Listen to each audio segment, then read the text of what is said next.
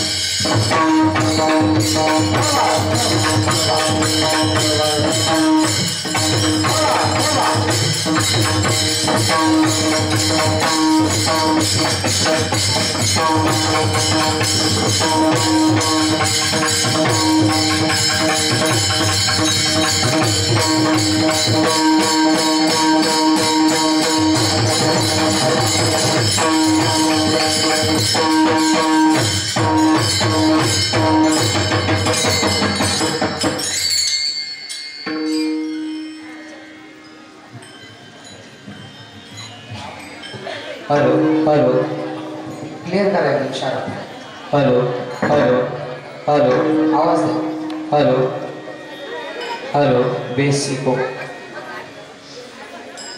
Hello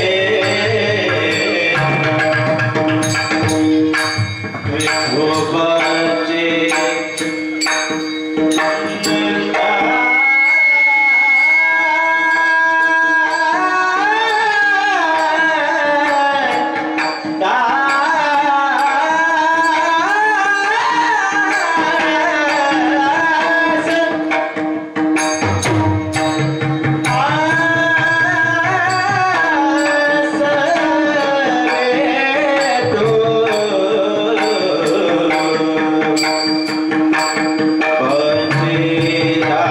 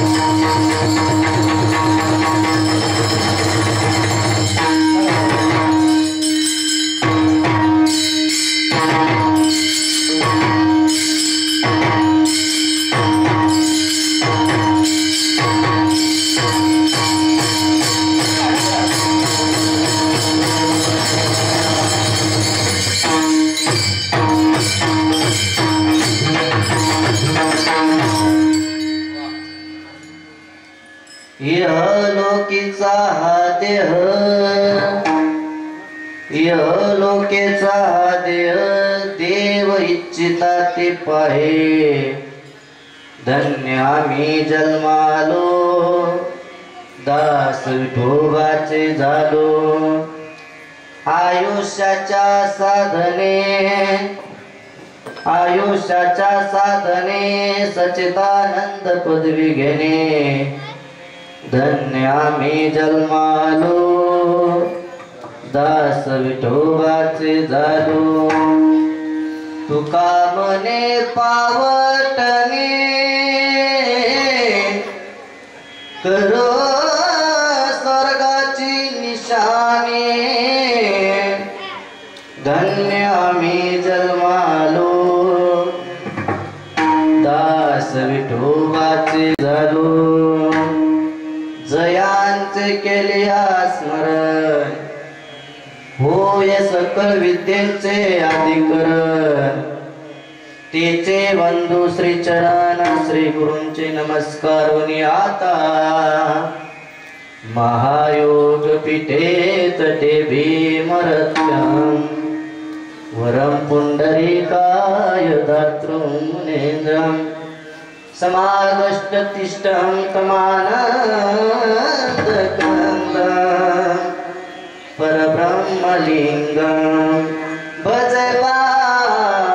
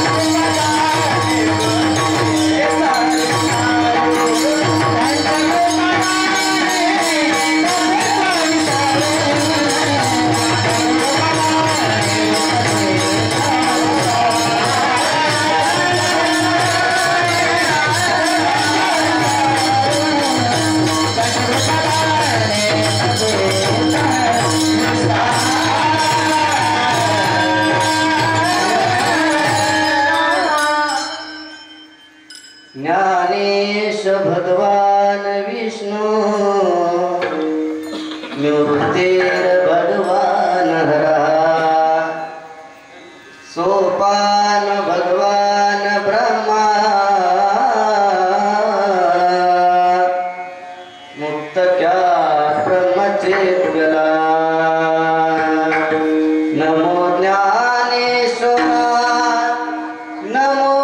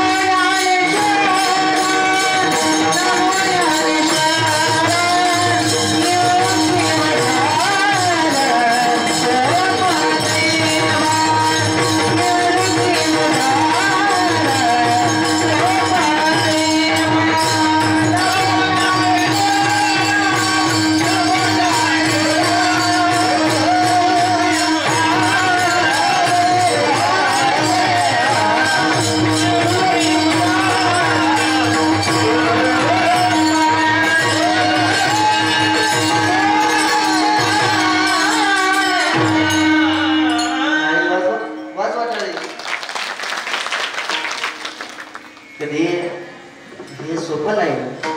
जर तुम्हाला एखादी चाल आवडली, वादन आवडलं, त्या टाळकऱ्यांच्या पावलं आवडल्या तर तुम्ही त्यांना प्रोत्साहन द्यायचं, टाळी वाजवायची. त्यांना एक आनंद, त्या आनंदामुळे ते अजून सुद्धा तयारी करतात. विठ्ठल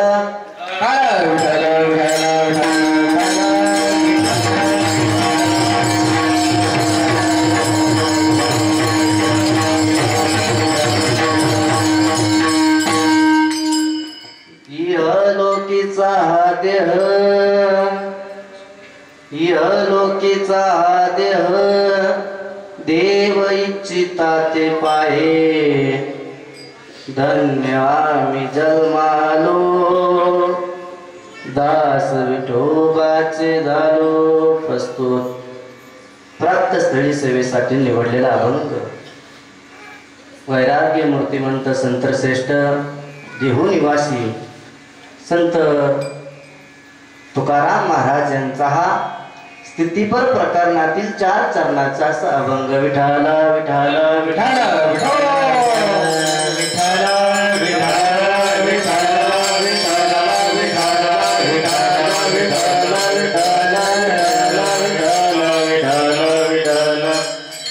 या अभंगामध्ये जगद्गुरु तुकोबराय ज्या आपण या मृत्यू लोकांमध्ये जन्माला आलो त्या देहाचं सार्थक कशाने होईल सांगतात. इह लोकीचा हा देह इह लोकांमध्ये आहे. स्वर्गातील देवांना सुद्धा वाटतं की हा इह लोकांमध्ये आम्हाला जन्म भेटला पाहिजे. अभंगाचा पूर्ण सारांश काय आहे तुम्हाला एका वाक्यामध्ये सांगतो. स्वर्गातील देवांनाही वाटतं की आम्हाला इह लोकांमध्ये जन्म भेटला पाहिजे.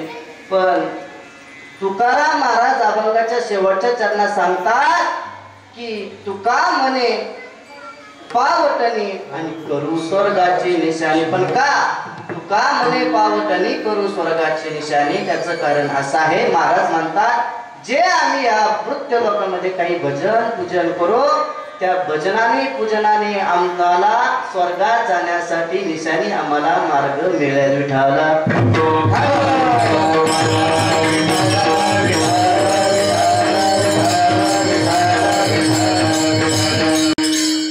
ज्यांचा अभंग आपण सवती निवडलेला आहे असे असणारे संत जगद्गुरु तुकोबाराय महाराज. जर आपण वैराग्य पाहिलं तर आपल्या डोळ्यासमोर जगद्गुरु तुकोबाराय येतात. जर आपण ज्ञान पाहिलं तर आपल्या डोळ्यासमोर ज्ञानोबाराय येतात. जर आपण प्रेम पाहिलं तर आपल्या डोळ्यासमोर सावता महाराज येतात. जर आपण भक्ती पाहिली तर आपल्या डोळ्यासमोर संत श्रेष्ठ नामदेव महाराज येतात. का बरं? प्रेम पाहिलं तर सावता सागर प्रेमाचे आगर. महाराज म्हणतात भक्ती पाहिली तर आपल्या डोळ्यासमोर नामदेव महाराज आले पाहिजे. आणि जर आपण वैराग्य पाहिलं तर ज्यांचा आपण आश्रयासाठी निवडलेला अभंग आहे असे जगद्गुरु तुकोबाराय आठवतात का?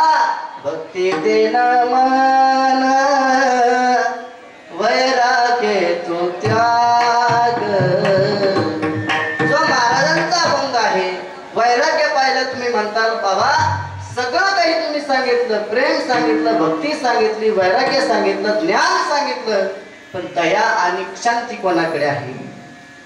ज्याच्याकडे शांत आहे असे असणारे संत श्रेष्ठ नाथ बाबा. किती शांत हो अहो नाथ बाबा. एवढे शांत महाराजांच्या अंगावर 108 वेळेस शिवण तुंबला तरी महाराज काही बोलले का?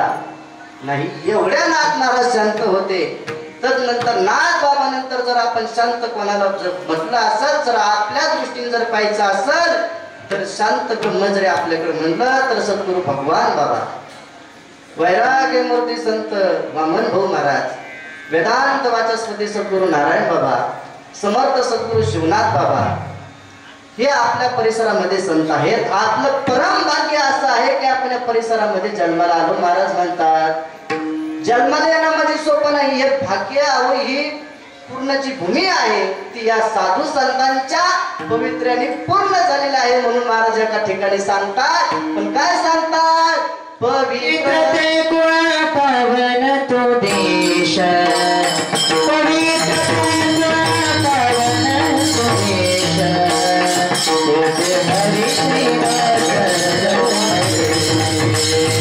तेथे हरी श्रीवास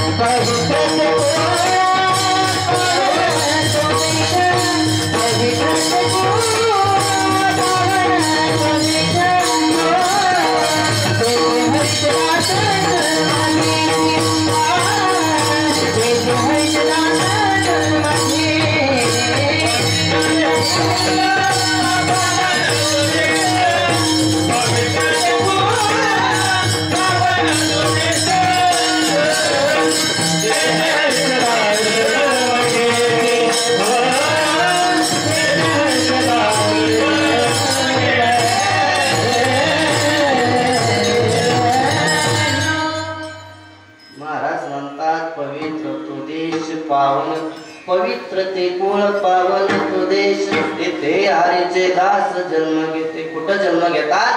जो देश पवित्र आहे. कोणता देश पवित्र आहे? भारत देश पवित्र आहे. का बरं? काय आहे भारत देशामध्ये? अहो भारत देशामध्ये खाली यूपी साईडला पाहिलं तर उत्तर भारतामध्ये उत्तरखंडामध्ये तिकडं देव आहे चारी धामाकडे, आणि आपल्या महाराष्ट्र जर भूमी पाहिली तर महाराष्ट्र भूमी ही संतांची भूमी आहे. जेथे वैष्णवाचा भजभूमी पुण्यदेश,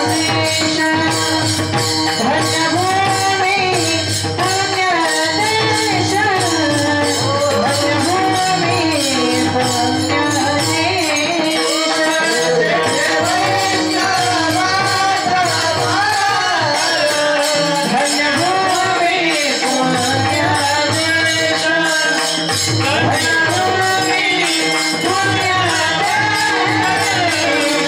भजभूमी पुण्यदेश. महाराज म्हणतात जेथे वैष्णवाचा धन्य भूमी पुण्यदेश. महाराज म्हणतात जिथं वैष्णव म्हणजे वैष्णव कोण? वैष्णव म्हणजे वारकरी. जिथं वारकऱ्यांचं जिथं साधू तिथं संतांचा वास आहे ते भूमी म्हणजे पुण्यभूमी आहे, धन्य आहे. महाराज सांगतात किती धन्य आहे. अहो तुम्ही आम्ही तर एवढे भाग्यवान आहात. आपल्या या भगवान गडावर एवढ्या लांबून लोक दर्शनाला येतात. आपण किती भाग्यवान. बरं आपल्या गावाच्या गडाला भाकरी जातात म्हणजे आपल्या गावातून अन्नदान होते. हे किती महत्वाचं पुण्य आहे. बरं आहे का नाही? हे कोणाच्या भाग्यामध्ये आहे का सांगा. आता काय मी तुमचं तुम्ही माझे सगळ्यांनी बोलून कीर्तन करायचंय. आहे का पुण्य कोणत्या गावाचं? असं लोक मागं लागतात आमचं काहीतरी दान घ्या, आमचं काहीतरी अन्नदान घ्या, तरी सुद्धा लोकांच्या नंबर लागत नाही. एवढे भाग्यवान आपण आहोत. मग तुम्ही सांगा जर आपण एवढे भाग्यवान असेल तर आपल्यामध्ये किती सामर्थ्य असेल. विठाल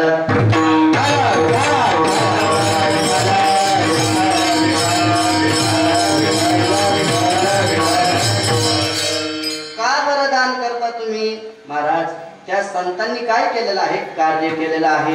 कोणतं कार्य केलेलं आहे? महाराज कोणता विचार न करता या जगाचं कल्याण कसं होईल, जगाचं सार्थक कशाने होईल, जगाचं ज्ञान कशाने होईल, या जगाला पुढे नेण्याचे जो आडाणी समाज आहे आडाणी समाजाला पुढे नेण्याचं बाबांनी कार्य केलं. म्हणून महाराज म्हणतात जगाच्या कल्याणा संतांच्या जगाच्या कल्याणा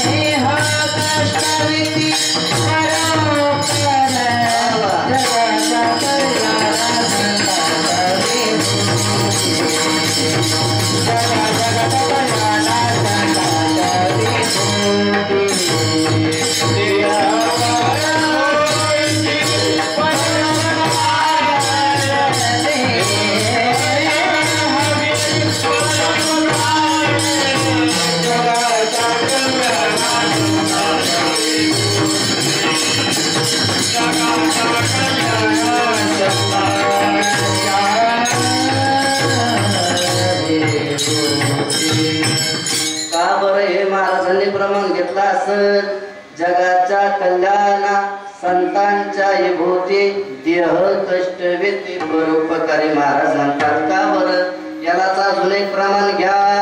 बुडताये जन न देखावे डोळा, बुडते जन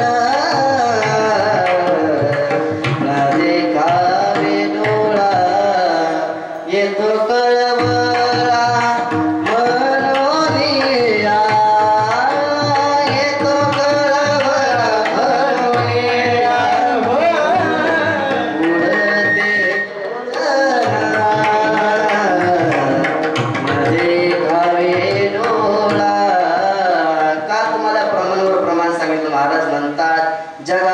कल्याण संतांच्या युगोती आहे जगाचं कल्याण करण्यासाठी. पण कधी जेव्हा बुडते हे जन न देखावे डोळा. या संताला जगात जर वाईट मार्गाला चाललं तर या संताला देखत नाही. खरे संत कोण? अहो जर आपल्या समोर काहीतरी पाप होतंय आणि त्या पापापासून जर मुक्त नाही झाले हे समोरची माणसं, समोरची व्यक्ती, तर हे साधू संतांना ते वाईट वाटतं. म्हणून महाराज म्हणतात बुडते हे जन न देखावे डोळा येतो कळवळा. म्हणून या महाराज ज्याला या समाजाबद्दल ज्याला आदर आहे असं कोणाच्या मनामध्ये भावना येते की जे वाईट मार्गाला चालले ते वाईट मार्गाला गेले नाही पाहिजे, अशाला संत मानतात. विठ्ठल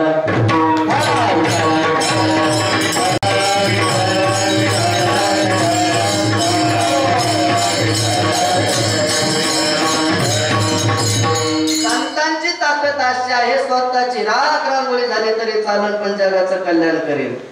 आपलं पोट भरणारे संत नव्हते महाराज. आपलं पोट भरणारे संत आहेत म्हणून महाराज त्यांना वेगळ्या भाषेमध्ये सांगतात. पण ऐका ना, आपलं पोट भरणारे संत आणि जगाचं कल्याण होणारे संत तुम्हाला फरक सांगतो महाराज. स्वतःची राख रांगोळी झाली तरी चालेल पण या समाजाचा या जगाचा कसा उद्धार होईल. महाराज म्हणतात तुम्हाला पुरावा देतो. संसाराच्या नावे कालानी अशून्य वाढता पुण्य धर्म केला. ओ वाढता पुण्य धर्म केला. स्वतःचा संसार महाराज. अहो पत्नी वारली बायको मेली तरी महाराजांना दुःख झालं नाही. महाराजांचं एकच तत्व या समाजाचा उद्धार कसं होईल, या समाजाला हरिनामाची गोडी कसं लागेल हे साधू संतांचं तत्व असतं. विठाल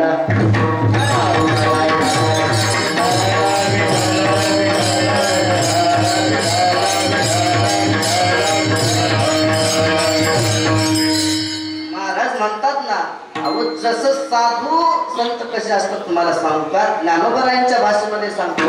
ज्ञानोबारायांनी ज्ञानेश्वरीमध्ये लिहिलं, ज्ञानोबारायांनी ज्ञानेश्वरीमध्ये सांगितलेलं आहे महाराज जसं एखादं वृक्ष आहे, लक्ष द्या, जसं एखादं वृक्ष आहे त्या वृक्षाला जसं ते वृक्ष तोडणाऱ्यालाही सावली देतं आणि पाणी घालणाऱ्यालाही सावली देतं. जसं ज्ञानोबाराय 12व्या अध्यायामध्ये सांगतात जो खंडावया गाव घाले कालावने जयाने केले दोघा एकाची सावली वृक्ष दे जैसा. ज्ञानेश्वरी मध्ये ज्ञानोबारायांनी सांगितलं जसं एखाद्या झाडाला जो पाणी घालतो त्यालाही झाड सावली देत आणि जो कुऱ्हाड घेऊन तोडण्यासाठी त्या झाडाला गेला त्या झाडाला सुद्धा झाड पुढेपर्यंत व्हायला सावली देतं का नाही सांगा बरं. कसं साधू संतांचं जीवन आहे. तुकोबाराय म्हणतात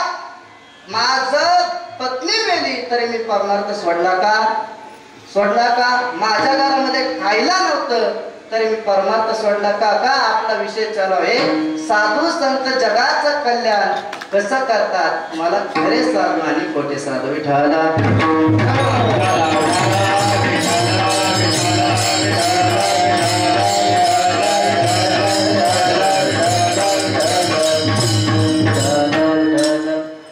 जो हा मृत्यू लोक आहे या मृत्यू लोकामध्ये महाराज म्हणतात काय आहे मृत्यू लोकामध्ये. या मृत्यू लोकामध्ये काय आहे.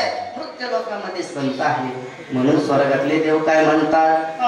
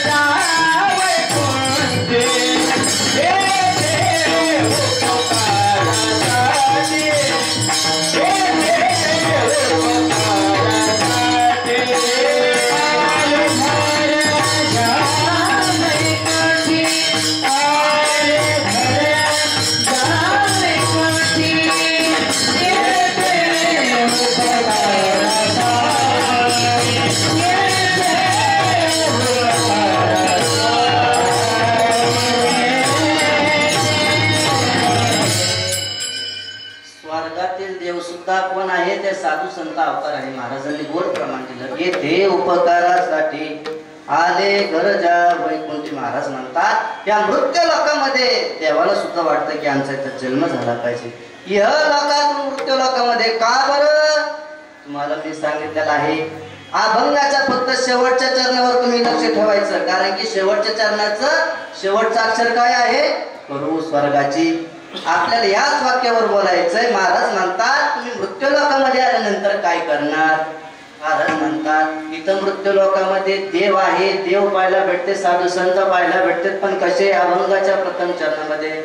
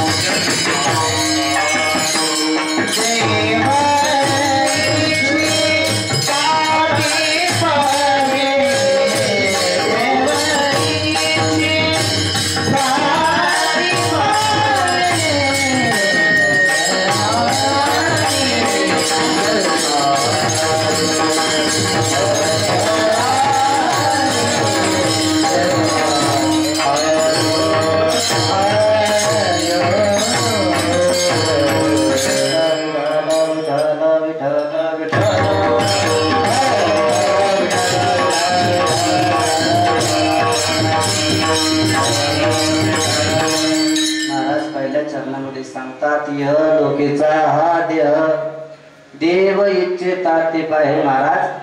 महाराजांनी सांगितलेलं आहे की हा इह लोकाचा जो देह आहे या देहामध्ये माझी काहीतरी येण्यासाठी इच्छा झाली पाहिजे. मग महाराज बोलतात, महाराज इच्छा कोणाची झाली पाहिजे? अहो अनेकाच्या इच्छा झाल्या, आपल्या तुमच्या संसारामध्ये सुद्धा इच्छा झाल्या. महाराज एका गरीब घराण्यातील एका मुलीचं लग्न होतं. खूप गरीब परिस्थिती आहे, पण लग्नासाठी भांडे आणायचे होते. मी तुम्हाला इच्छा या शब्दावर सांगतो, दृष्टांत देतो, जरा वातावरण शांत झालं वाटतंय. महाराज म्हणतात की गरीब घराण्यामधलं लग्न आहे, लग्नासाठी भांडे आणायचे. पण तो मोठा राजा आहे, आपल्या गरीब असल्यामुळे भांडे देईल लागत नाही देईल. पण गेला राजाकडे आणि विचारलं, राज सरकार, लक्ष द्या बरं, राज सरकार माझ्या मुलीचं लग्न आहे, माझ्या मुलीचं काय आहे? लग्न आहे. मला काय करा तुम्ही? जरा पितळी भांडे द्या. मी इच्छा या शब्दावर सांगतो, पितळी भांडे द्या. असं बोलल्यानंतर राज सरकार म्हणले ठीक आहे. पण हा गरीब माणूस होता पण अतिशय बुद्धिवान. यांनी काय केलं? भांडे आणले, पहिल्या मुलीचं लग्न लावलं. पण लग्न लावल्यानंतर काय केलं? भांडे वापस देताना त्या भांडेला काय केलं? जास्त 5-7 छोटे भांडे एक्स्ट्रा दिले. आणि एक्स्ट्रा भांडे दिल्यानंतर राजाने विचारलं, अरे हे पहिले एवढे भांडे नव्हते, तू एवढे एक्स्ट्रा का आणले? तो राजा म्हणाला, राजाला जेव्हा तो गरीब माणूस म्हणाला, का हो राजा सरकार, तुमची भांडे एवढे भारी आहेत की तुमचे भांडे आमच्या घरी काय झाली? व्याली, म्हणून हे तिचे काय आहेत? पिल्ले आहेत. भांडे व्याली. माणसाला इच्छा सांगतो म्या, अजून इच्छा झाली. दुसरं लग्न होतं मुलीचं, त्याच्यात 3 मुली होत्या. दुसऱ्या लग्नाला, राज सरकार मुलीच्या लग्नासाठी भांडे पाहिजे. हो राज सरकार, बर ठीक आहे. याने आता काय केलं? ते म्हणे पहिल्यांदा जरा तुला जन्मांचं दिले आता पितळाचे भांडे घेऊन जा सगळे सगळे काय कर पितळाचे भांडे जे लागत नव्हते ते सुद्धा दिले. हा अतिशय हुशार गरीब यांनी विचार केला आता अजून एकीचं लग्न राहिलंय मग काय केलं असेल बरं. पितळाचे भांडे आणले स्वयंपाक झाला लग्न झालं पुन्हा अजून काहीतरी एक्स्ट्रा भांडे दिले. असं बोलल्यानंतर ते भांडे दिले आणि भांडे दिल्यावर राजाला वाटलं हे निवड येडं दिसते काय. फक्त राजाने विचारलं का हे माझे भांडे नव्हते यांनी फक्त एकच म्हणायचं की तुमचे भांडे आमच्या घरी आल्यानंतर वेळ आली. असं बोलल्यानंतर राज सरकार पुन्हा म्हणतात तिसऱ्या मुलीचं लग्न आहे तेव्हा काय करतो मी सोन्याचे भांडे देतो. सोन्याचे भांडे आपली इच्छा बाबर सोन्याचे भांडे देतो. तिसऱ्या मुलीचं लग्न आहे राज सरकार मला माझ्या तिसऱ्या मुलीचं शेवटच्या मुलीचं लग्न आहे काय करा तुम्ही भांडे द्या. राजा म्हणाले अरे आता आपली एवढी मैत्री घट्ट झाली मग काय कर आता हे बाकीचे पहिले भांडे राहू दे आणि हे सोन्याचे सगळे भांडे घेऊन जा. तुम्ही मला सांगा सोन्याचे भांडे दिले आणि सोन्याचे भांडे दिल्यानंतर त्या मुलीचं लग्न लागलं आणि 4 दिवसांनी 5 दिवस झाले 10 दिवस झाले तरी ते भांडे मागे जाईनार. हा एकटाच गेला आणि राजा समोर उभा राहिला. राजाने विचारलं का रे बाबा तू भांडे नेलेले वापस नाही आणले पिल्ल किती झाले. ते म्हणे राजा तुम्ही काही येडेत का पुढं भांडे येत असतात का. असं बोलल्यानंतर तो राजा म्हणतो तिचे हुशार आहे माणसाची इच्छा वाढत जाते. अनेक दृष्टांत आहेत पण महाराज म्हणतात इह लोकीचा आहार देव इच्छिता ते पाहे पण कधी कशामुळे बरं धन्य आम्ही जन्मालो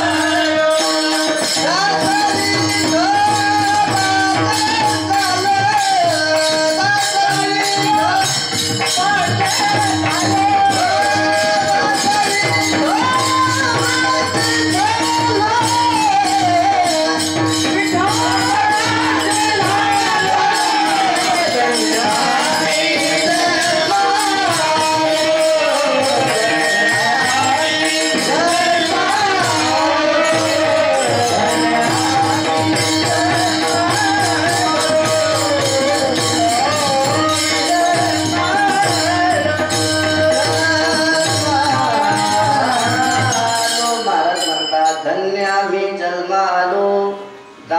विठोबाचे झालो या लोकांमध्ये जन्माला आलो पण आम्ही धन्य केव्हा झालो जेव्हा या संतांचा दास झालो जेव्हा या साधूचा दास झालो काहीतरी माझ्याकडून सेवा होती तेव्हा आम्ही काय झालो धन्य झालो.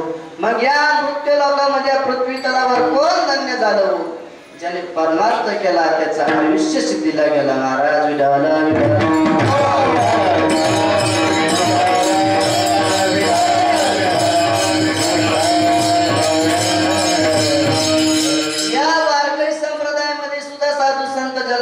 ते सुद्धा काय म्हणतात आम्ही धन्य झालो पण कधी धन्य झालो महाराज तुम्हाला एक दृष्टांत सांगतो म्हणजे तुमच्या लक्षामध्ये हे माऊली महावैष्णव भगवान श्री ज्ञानोबाराय मुक्ताबाई सोपान काका निवृत्ती दादा पायी तीर्थयात्रा करण्यासाठी निघाले.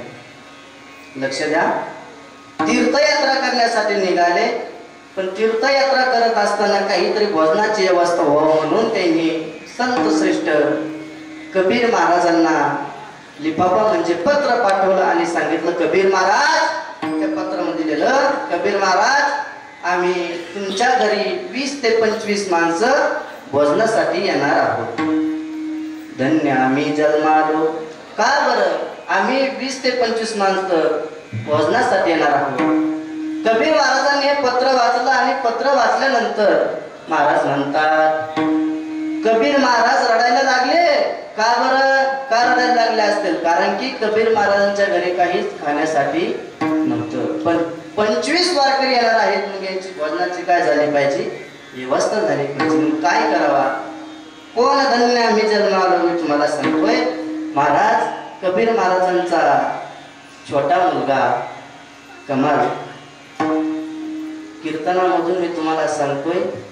कबीर महाराजांचं दुःख पाहून मुलाने विचारलं, बाबा नेमकं काय झालं? पण आता या कलियुगामध्ये असं चाललंय की बापावर कितीही संकट असलं तरी मुलगा जवळून जातो, पण विचारत नाही की दादा बाबा तुम्हाला काय झालंय, नाना तुम्हाला काय झालंय.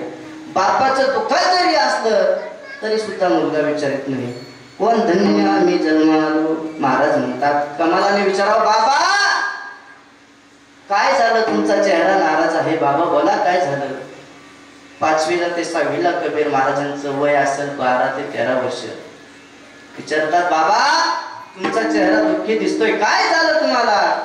कबीर महाराज म्हणतात, अरे कमाला कमाला, आपल्या घरी वारकरी भोजनासाठी येणार आहेत. मग यावद्याला बाबा भोजनासाठी येणार आहेत तर कमाला आपल्याकडे आपल्यालाच खाण्यासाठी काही नाही, त्या 25 वारकऱ्याला खाण्यासाठी काय करायचं? पहा बरं. असं बोलल्यानंतर कमल महाराज म्हणतात, बाबा आपण वाणी काकांच्या दुकानामधून काहीतरी खायला घेऊन येऊ. वारकऱ्यांना जरा आपण सीधा आणू म्हणजे त्यांचं पोट भरेल आणि ते तीर्थयात्रेला जाते. पण कबीर महाराज म्हणतात, ज्या वाणी काकाच्या दुकानामधून आपल्याला धान्य आणायचंय, ज्या वाणी काकाच्या दुकानामधून आपल्याला सीधा आणायचा आहे, त्या वाणी काकाची आपली पहिलीच उधारी आपण दिली नाही. ते कसं देतील? वारकऱ्याला जेवण घालायचंय ना, धन्य मी जन्मालो. काय सांगतोय महाराज? ते 12 वर्षाचे कबीर महाराज म्हणतात, बाबा वारकऱ्याला जेव घालायचंय ना, मग आपण एक काम करू की आपण त्या वाणी काकाच्या दुकानामध्ये जाऊन चोरी करू. चोरी करू असं बोलल्यानंतर खरा परमार्थ कबीर महाराजांचा कबीर महाराज म्हणतात, कमाला हे योग्य नाही, आपल्या वारकऱ्याला असं शोभणार नाही. पण बाबा जर वारकरी उपाशी जाऊन द्यायचे नसतील तर आपल्याला चोरीच करावं लागेल. असं बोलल्यानंतर कबीर महाराज कमाल महाराज निघतात आणि वाणी काकाच्या दुकानामध्ये आल्यानंतर महाराज जे वारकऱ्याला जे धान्य लागते, जे वारकऱ्याला जेवढा शिधा लागतो तेवढा शिधा घेतात. महाराज नामदेव महाराजांचा अभंग आहे, संताची पायी कर्तव्य शरीर, संताची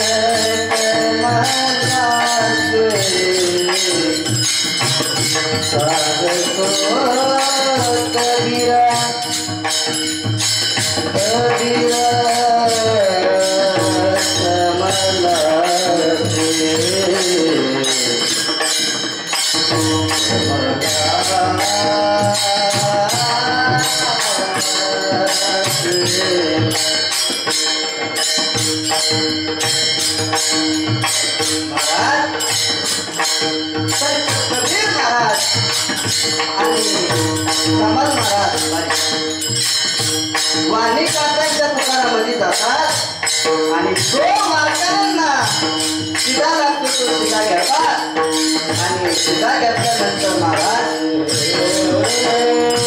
घरा परमार्थ करायचा, घरा कबीर महाराजांचा परमार्थ घरा आहे. कधी पैशासाठी परमार्थ नाही केला, जीवनाचा उद्धार झाला पाहिजे. आयुष्यात बंधनात असताना घरा परमार्थ महाराजांनी केला.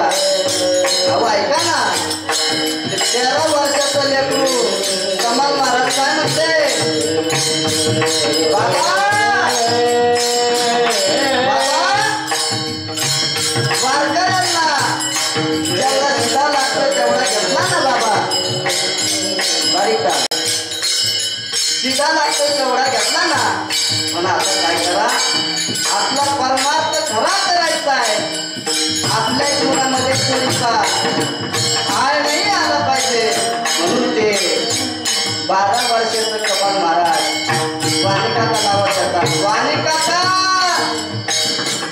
अहो वाणी काका तुमच्या दुकानामध्ये चोर आले हो वाणी काका येतात वाणी काका उठायच्या आधी कबीर महाराज घाबरतात कबीर महाराज म्हणतात अरे कमाला जर आपल्याला चोरी करताना पाहिलं तर हे गाव नाव होईल समाज नाव ठेवील पण काय केलं पाहिजे अहो 12 वर्षाच्या पोराचं काय विचार आहे फक्त का संतांचं भोजन झालं पाहिजे महाराज सांगतोय धन्य आम्ही जन्म आलो संतांचं भोजन झालं पाहिजे त्या कमलाला म्हणा बाबा ती कोपऱ्यात जी तलवार आहे ना त्या तलवारीने माझं काय करा मूठ छाटून टाका आणि मुख छाटल्यानंतर ते घरी घेऊन जा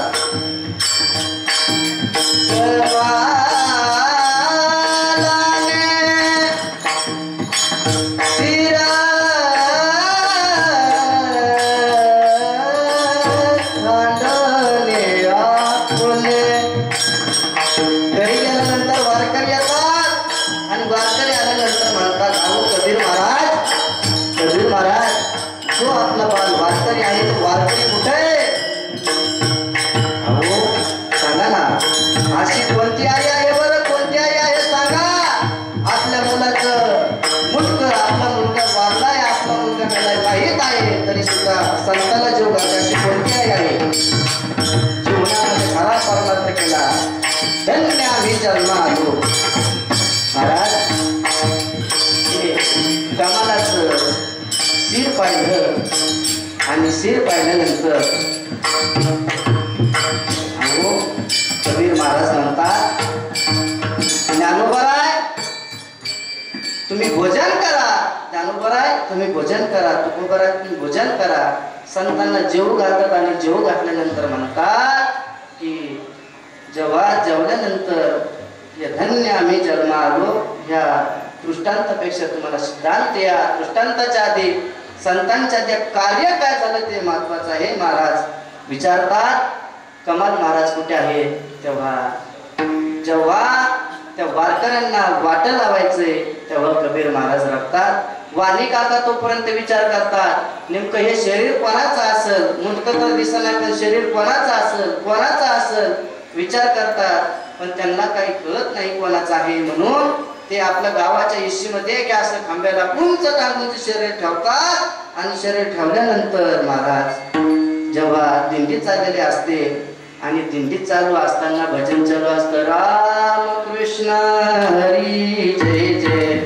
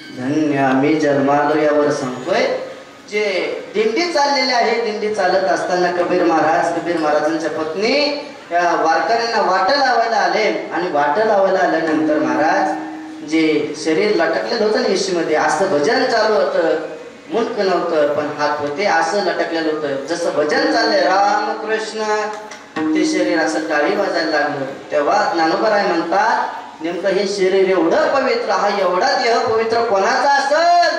तेव्हा कबीर महाराज रडतात, ज्ञानोबाराय तुम्ही जे म्हणत होते ना आपलं वारकरी कुठं आहे, मग ते कबीर महाराजांनी सगळे हकीकत सांगितले.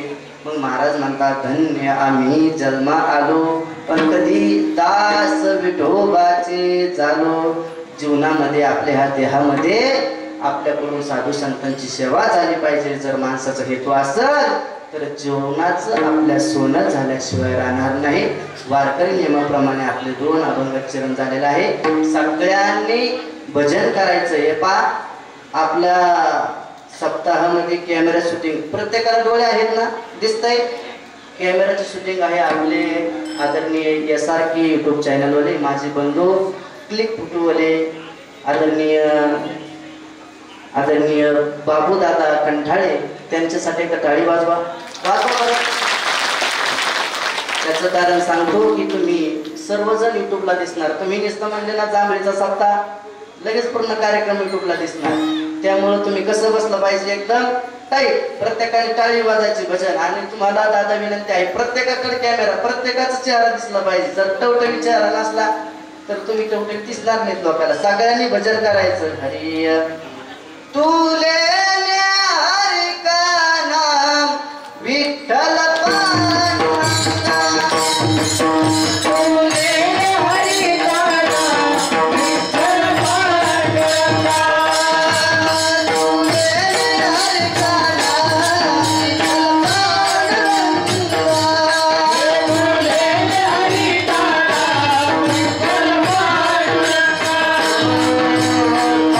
Bye.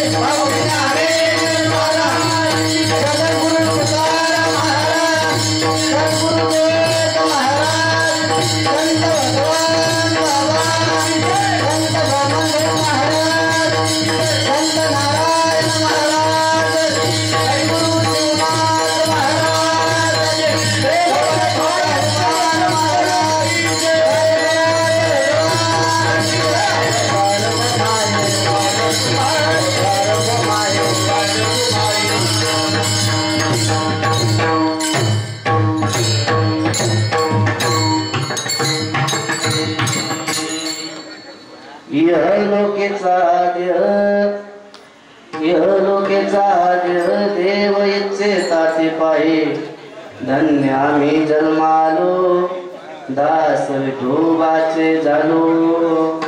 महाराज म्हणतात आम्ही धन्य आलो, पण कधी? जेव्हा दास विठोबाचे झालो तेव्हा आम्ही धन्य झालो. महाराज म्हणतात मग तुम्ही काय केलं पाहिजे? जर आयुष्य आहे या आयुष्यामध्ये काहीतरी साधना केली पाहिजे. काय होईल बरं साधना केल्याने? महाराज म्हणतात ज्या सच्चिदानंद बाबाला ज्ञानोबरायांची ज्ञानेश्वरी लिहावं लागली, अजून काय पाहिजे? महाराज म्हणतात मग काय केलं पाहिजे यासाठी?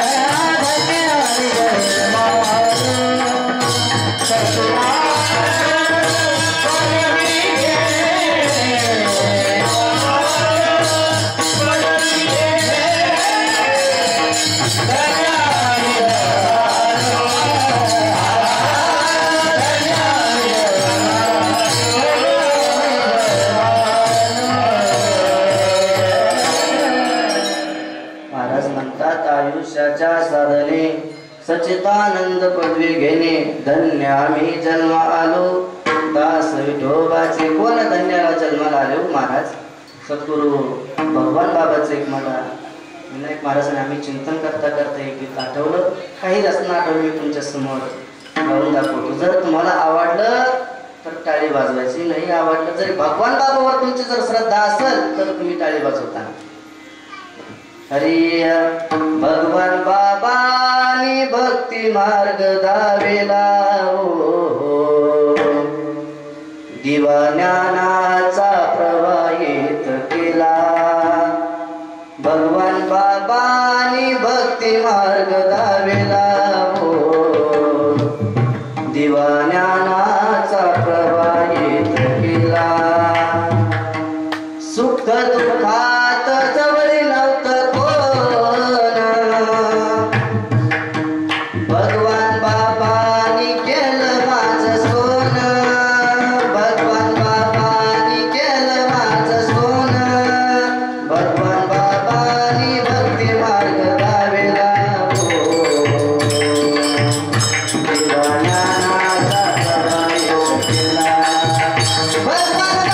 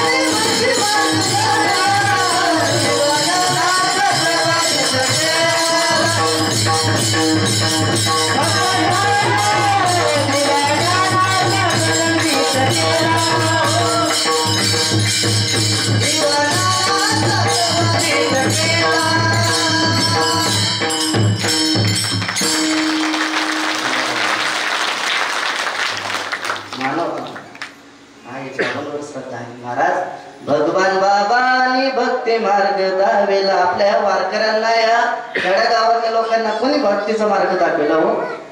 आपल्याकडे नाही जगद्गुरु तुकोबारा नाही माऊलीला येता आलं, पण आपल्याला भगवान बाबांनी भक्ती मार्ग दाखिला तेव्हा आपण हे अतिशय सुंदर नियोजन केलं आहे. एकदा टाळी वाजवा बरं.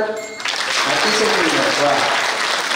सर्व कार्यकर्त्यांना तरुण मंडळांना खूप खूप धन्यवाद. खूप गोड नियोजन केलेलं आहे. आणि आपले आदरणीय गुरुवर्य संत भगवान बाबा वारकरी शिक्षण संस्थेचे अध्यक्ष श्री हरिभक्त पारायण आसारामजी बाबा, तदनंतर संत भगवान बाबा गुरुकुल वारकरी शिक्षण संस्थेचे अध्यक्ष आदरणीय परमेश्वर महाराज शास्त्रीजी, हे एवढा आनंद का आहे बरं? का आनंद आहे? अतिशय सुंदर हे छोटे टाळकरी आहे. टाळी वाजवा या सर्व टाळकऱ्यासाठी. वाजवा. या सप्त्यामधून बोधपंथा घ्यायचा बरं का, लक्षात असू द्या. नाही ना आपल्याला काही आलं नाही तरी चाललं, पण या वारकरी संप्रदायामध्ये जर आपले मुलं गेले, वारकरी शिक्षण संस्थेमध्ये आपले मुलं गेले, तर निदान म्हातारपणी आपलं जीवन सुखामध्ये जाईल. हे करायला गरज आहे. काय वाटतं तुम्हाला? गरज आहे. म्हणून आपल्या मुलाचं सुद्धा कल्याण होईल. ज्याला वाटतं त्यांनी संस्थेमध्ये टाका. आपल्या गावातला अजून मला एक वाटते मुलगा आहे संस्थेमध्ये, तो सुद्धा आहे. आदरणीय महाराजांचं नाव काय? नरोडे महाराज. नंतर संगीत विशारद आदरणीय नरोडे महाराज, संगीत विशारद वारके महाराज. तदनंतर माझ्यासोबत आलेले संगीत विशारद आदरणीय गुरुवर्य शंकर महाराज पंचाळ गुरुजी यांच्या संस्थेमध्ये अतिशय प्रिय आणि एकदम चांगल्या पद्धतीचे कीर्तनकार, एकदम अतिशय सुंदर त्यांचा स्वभाव आहे, अतिशय सुंदर गायन आहे असे असणारे श्री हरिभक्त पारायण संगीत विशारद विनायकजी महाराज, आपणा सुद्धा धन्यवाद. नंतर सद्गुरू कृपा वारकरी शिक्षण संस्थेमधले विद्यार्थी ते सुद्धा सोबत आहेत, त्यांना धन्यवाद. आणि विशेषतः म्हणजे तुम्हाला जो आनंद भेटतोय, ज्या निर्जीव कातड्याला सजीवाप्रमाणे आवाज येतोय. निर्जीव कातड बोलणं म्हणजे सोपं नाही महाराज. ती निर्जीव भिंत चालवली ज्ञानोबराय होते, पण या निर्जीव कातड्यामधून जो आवाज काढतो असा आमचा मृदंगाचार्य म्हणजे मृदंग विशारद आदरणीय माझे बंधू, अतिशय गोड हात आहे. जसं कीर्तनकाराला पोषक वादक पाहिजे तसं एकदम सुंदर असं वादन त्यांचं आहे. श्री हरिभक्त पारायण माऊली दादा आव्हाड यांच्यासाठी एकदा जोरात टाळी वाजवा. आपल्याला आहे जोरात टाळी. आणि दुसरे मृदंगाचार्य माझे परम मित्र, आम्ही एका तालाला बसलो होतो रुद्र तालाला पंचाळ गुरुजींकडे. आदरणीय अतिशय सुंदर यांचा हात आहे आपले शंभू महाराज, यांच्यासाठी एका टाळी वाजवा. आणि विशेषतः DN ग्रुप पाथर्डी अँब्युलन्सचे मालक श्री, आता तुम्ही हरिभक्त पारायण आपले आदरणीय, कधी तुम्हाला अँब्युलन्स नगर लागले तर फोन करा, 5-10 मिनिटात तिथं गाडी येईल. आपले देवीदास भाऊ हांडाळ यांना सुद्धा धन्यवाद. नंतर आपले हरिभाऊ धायतडक यांचे चेअरमनचे चिरंजीव श्री मंडल दादा धायतडक ते सुद्धा आलेले आहेत, धन्यवाद. आणि विशेषतः म्हणजे जो कॅमेरावाले दादा तुम्हाला सुद्धा धन्यवाद. माझ्या गावावरून भाऊ आलेले आहेत आंधळे भाऊ, तुम्हाला सुद्धा धन्यवाद. आपले खेळकर दादा आहेत त्यांना सुद्धा धन्यवाद. आणि तुम्ही सर्वजण इथं कीर्तन ऐकायला आले, तुमच्यासाठी टाळी वाजवा ना. आपला आनंद आपण घ्यायचा असतोय, आपल्याला दुसरा आनंद देत नाही, आपण आपला आनंद घ्यायचा आणि खुश राहायचं. विठ्ठला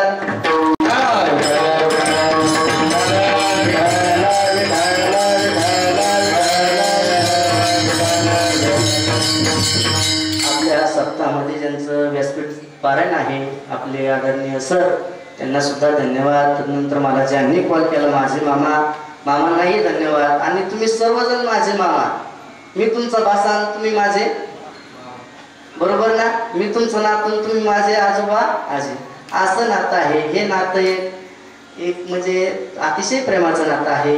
आणि विशेषतः नाथ महाराज म्हणतात, या जर आपण एवढा सप्ताह हरिनाम सप्ताह चाललाय, जर तुम्हाला म्हणावं लागत असेल भजन करा, तर आपला हा देह वाईट आहे, महापापातलं पाप आहे. आपण जर या धर्म मंडपामध्ये बसून जर भजन नाही केलं तर आपल्यावर पाप आहे. म्हणून नाथ महाराज म्हणतात, काय म्हणतात, अहो आमचा ऐका, जर आमचा जर नाही ऐकलं तर काय होईल, दुसरा येईल, दुसरा आल्यावर काय होईल, दुसरा आल्यानंतर आपल्याला स्वर्गात नेईल, पण स्वर्गात सुद्धा नाही, यमापाशी नेईल. त्यासाठी काय करावं लागल? भजन करावं लागल, आमचं ऐकावं लागल. म्हणून महाराज म्हणतात, हे जरी नाही कालं, तुम्हाला येईल, हे जरी नाही कालं, हे जरी नाही कालं, तरी तुम्हाला येईल, हे जरी नाही कालं, हे जरी नाही कालं, तरी तुम्हाला येईल, हे जरी नाही कालं,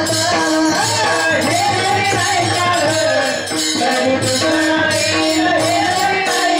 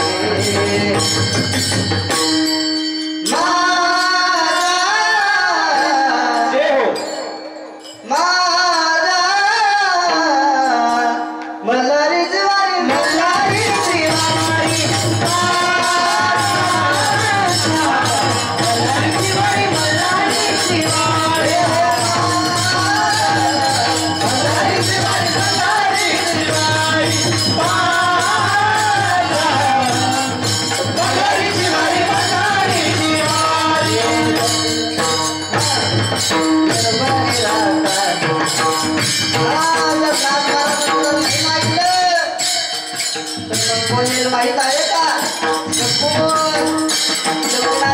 काय होईल?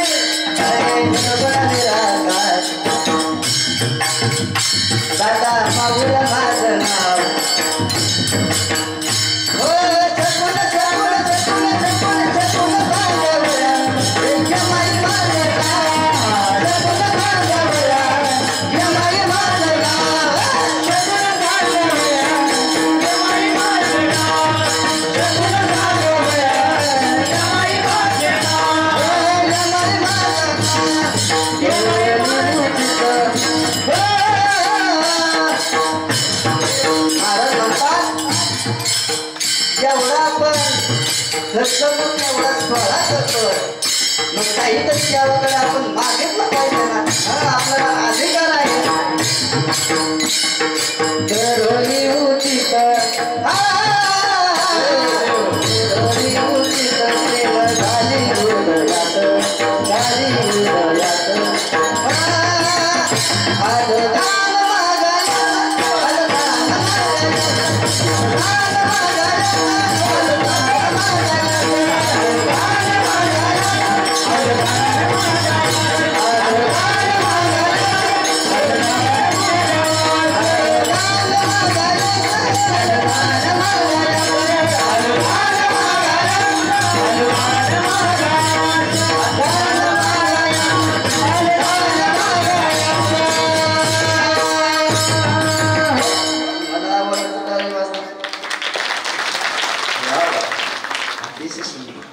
महाराज म्हणतात जर आमचं नाही ऐकलं तर काय येईल? पहिल्यांदा कोण येईल?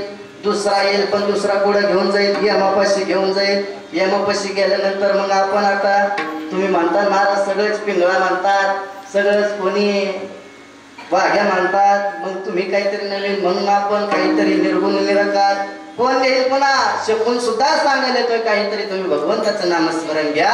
अहो काय आनंद घेतला टाळकऱ्याने. ज्याला परमार्थामध्ये आनंद घेतला ना त्याचं जीवन सुखी आहे. आनंद हा पैसा कितीही दिला तरी विकत भेटत नाही महाराज. पैसा तर सगळ्याला हवा आहेच नाही असं नाही. अहो पहिल्यांदा वासुदेव यायचे. वासुदेव आल्यानंतर पाठ सकाळ सकाळ काय त्यांचं भजन काय त्यांचं वा अतिशय सुंदर. पण आता वासुदेव येतो का? नाही. मग आता कोण येतो? सकाळ सकाळ पाववाला. कोण येतो? पाववाला येतो, खारीवाला येतो, दूधवाला येतो. महाराज पहिले वासुदेव होते. अहो काय सांगायचे? तुम्ही परमार्थ करा असं सांगायचे. भजन म्हणायचे, पाठ सगळ्यांना सांगायचे. अहो महाराज पैसा तर सगळ्याला प्यारा आहे म्हणून महाराज म्हणतात वासुदेवाची ऐका वाणी, वासुदेवाची ऐका वाणी, या जगात नाही राम दाम करे काम वेडा, दाम करे काम. पैशाचे जादू लय न्यारी, त्याची तान्या बोला रे हव आहे का नाही. जर आपण पैसा दाखवला तर छोट मुलगा आईच्या मांडीवरून पळत येत. पैशाचे जादू लय न्यारी, त्याची तान्या बोला रे हव. पैशासाठी सारी माणस, पैशासाठी सारी माणस, या पैशाची झाली गुलाम रे. कितीही पैसा दिला तरी आपल्याला आनंद भेटतो का? अहो आपलं भाग्य आहे आपण एवढं कोरोना मधून जगून वाचलो. एखाद्याकडे एवढा पैसा होता की पूर्ण हॉस्पिटल काय डॉक्टर विकत घेईल पण तरी जगला का? नाही. पैशासाठी सारी माणस झाली पैशाची रे गुलाम रे. दाम करी काम वेडा, दाम करी काम वेडा, दाम करी काम वेडा, दाम करी काम वेडा, दाम करी काम वेडा, दाम करी काम वेडा, दाम करी काम वेडा, दाम करी काम वेडा.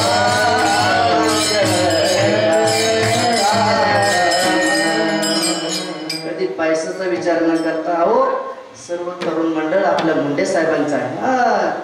अहो महाराज कधी पैसा विचार नाही केला पण त्यांनी जगाचं या सगळ्या आज जर नोकरीला पोरा असतील तर त्यांच्यामुळे आपल्यावर चांगले दिवस आहे. म्हणून महाराज म्हणतात माझ्या मुंडे साहेबाच, माझ्या मुंडे साहेबाच नाव गाजत जगात, नाव गाजत जगात. होता गरीबाचा नेता, दिन दुबळाचा दाता. होता गरीबाचा नेता, दिन दुबळाचा दाता. अशी संघर्षाची कथा हो, अशी संघर्षाची कथा.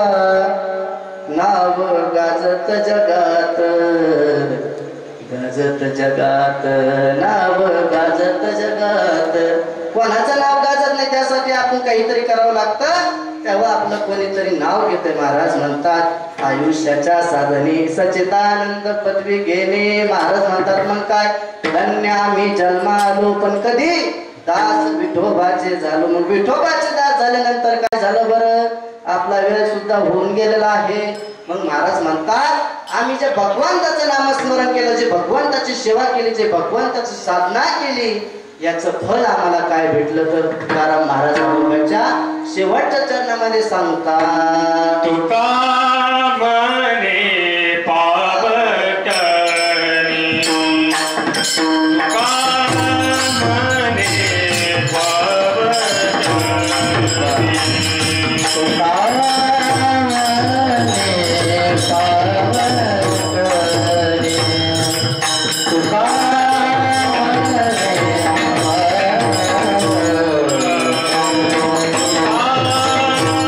म्हणे